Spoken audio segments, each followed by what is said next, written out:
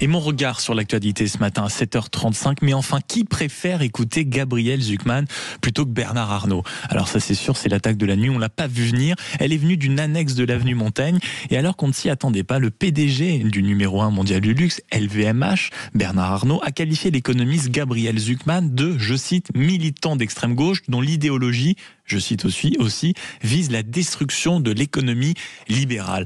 On peut trouver ces mots à travers les colonnes du journal britannique The Sunday Times. On ne comprend pas, poursuit le grand patron, les positions de M. Zucman. Si l'on oublie qu'il est d'abord un militant d'extrême gauche, à ce titre, il met au service de son idéologie qui vise la destruction de l'économie libérale.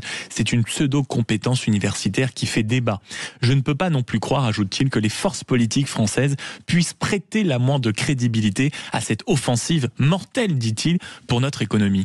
Rappelons quand même quelques chiffres au milieu de ce débat qui, objectivement, ne sont pas suffisamment rappelés. En 2024, LVMH fait plus de 84 milliards d'euros de chiffre d'affaires, 12,5 milliards de bénéfices, 75 marques qui font rayonner la France, de Vuitton à Dior, de Moët à Hennessy. C'est aussi 200 millions donnés pour Notre-Dame, un groupe qui a refusé les aides Covid et pris à sa charge le chômage partiel de ses salariés. Bernard Arnault, c'est aussi l'un des premiers employeurs privés du pays.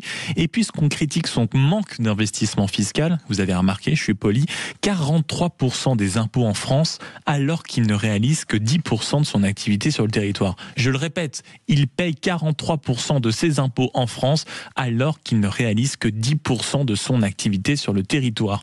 En France, nous avons l'envie facile et la jalousie pénible, mais nous devrions avoir un minimum de respect devant un grand patron, peu importe son nom par ailleurs, qui reste en France malgré les critiques, les attaques et les innombrables créations fiscales visant à taxer davantage les entreprises.